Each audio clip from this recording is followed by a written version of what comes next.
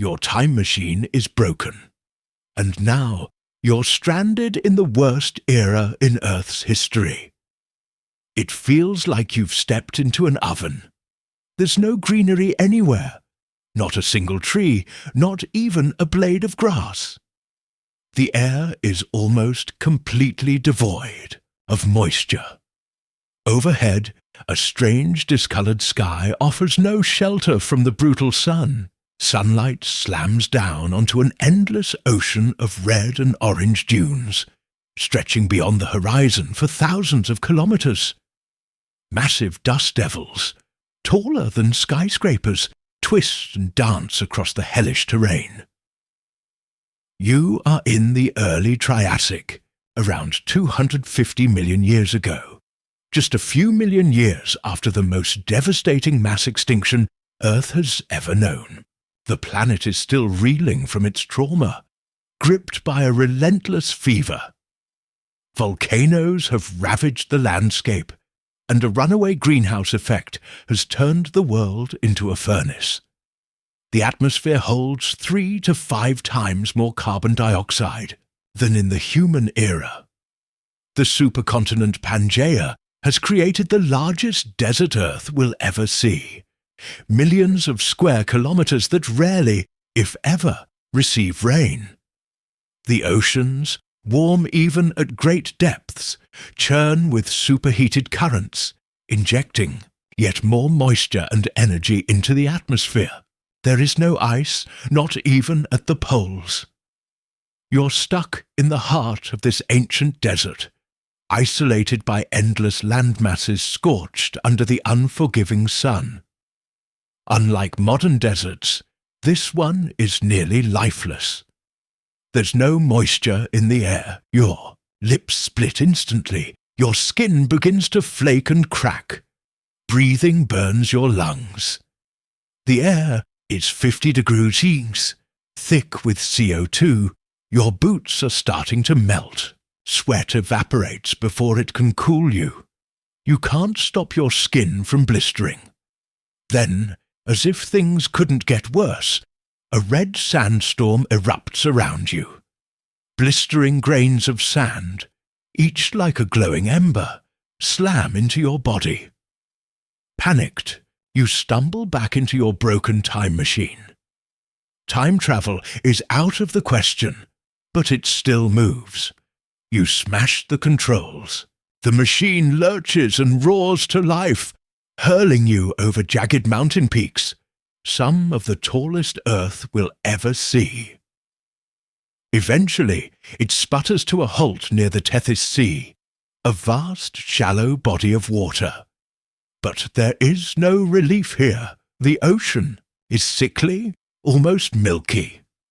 On the surface float strange, colourful mats of bacteria, like oily slicks.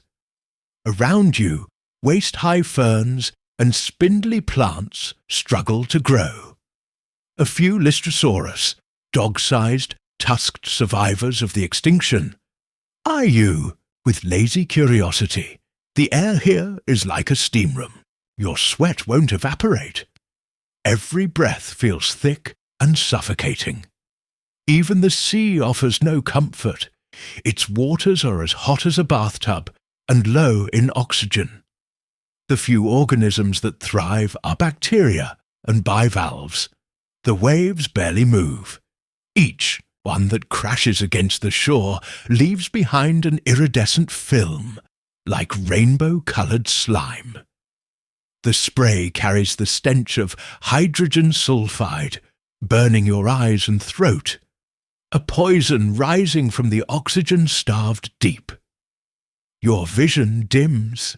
Your thoughts become fuzzy.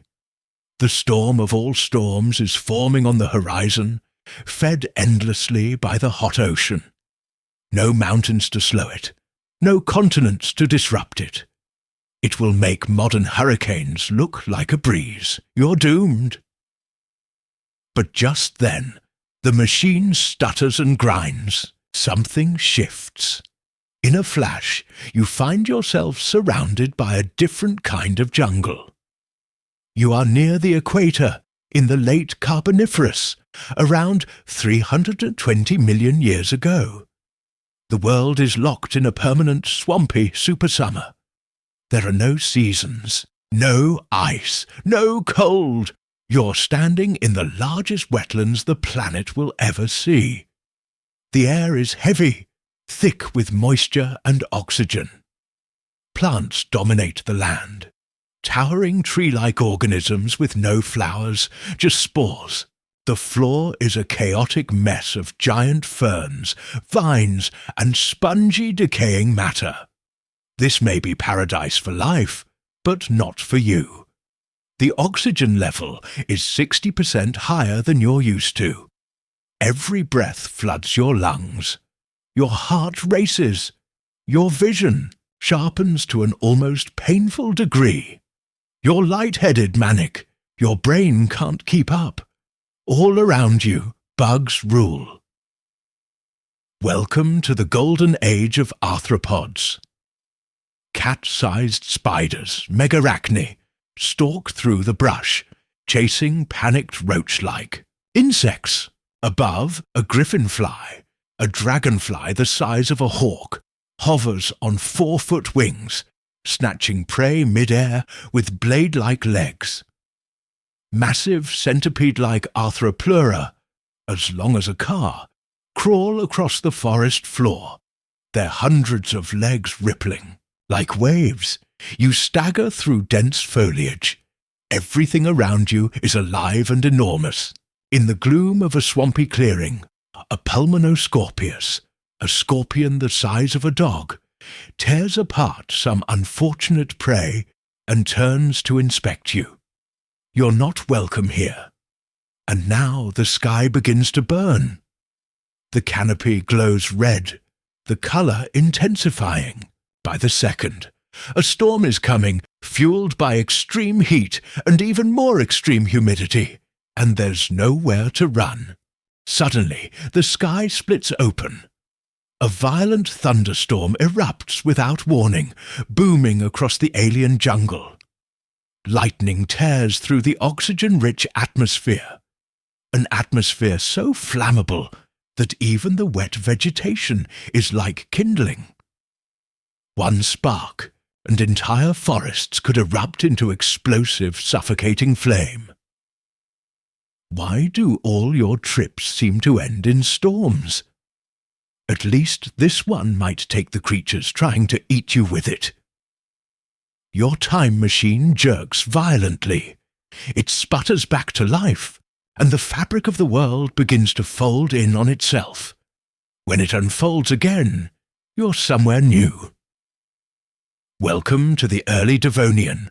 400 million years ago, much of Earth is still covered in shallow warm seas. The land?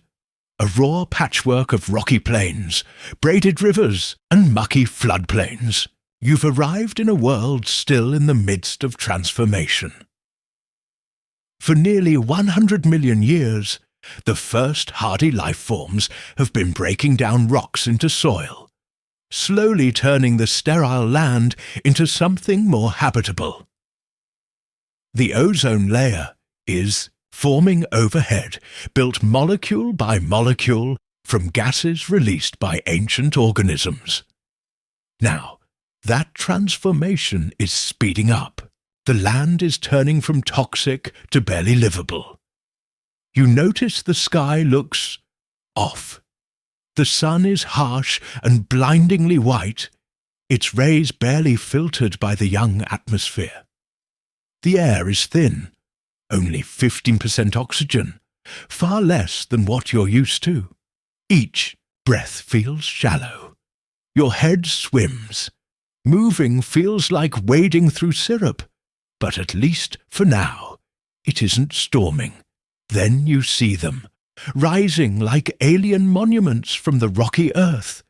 Prototaxites, giant fungal towers, some nearly 8 meters, tall, scattered across the land like a forest of pale stone obelisks. As you walk closer, their spores shimmer in the sunlight, drifting like golden dust motes through the still air. Every step you take kicks up more of them, and you're soon coated in a fine, itchy film. You try not to think about how many you're breathing in. The ground beneath your feet isn't quite soil.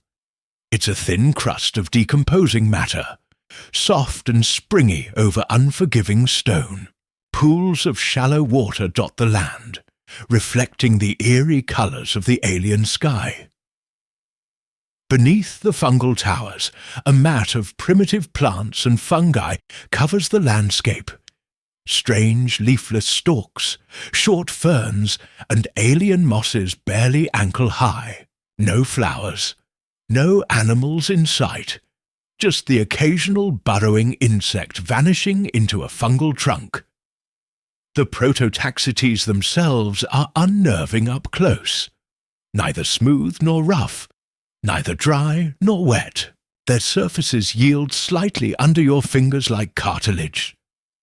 Tiny lichen patches create blotches of pale yellow and green across their skin. Everything is unnervingly silent. You sit down on a rock, exhausted. Is this where your journey ends? Night falls. The pale sky bleeds into sickly purples and greys. No bird songs, no chirping insects, no rustling mammals. Just the gentle groan of fungal towers swaying in the breeze.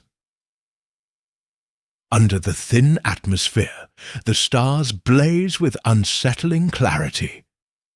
The Milky Way arcs overhead, and the fungal obelisks loom around you like ghosts in the dark.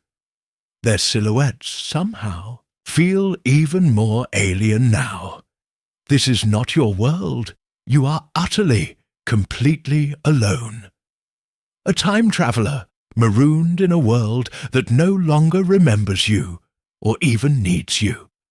But just as despair settles in, your machine jolts again. It's trying, failing, then trying again. What now? Well, if you're stuck in the past, maybe it's time to build the future. You won't need a hammer or saw. The single most powerful tool you have is your mind. That's where our friends at Brilliant come in. Brilliant turns your curiosity into capability. With thousands of bite-sized interactive lessons, you can train your brain like a muscle and think more clearly, deeply, and creatively every day. Whether you want to level up your math and logic, explore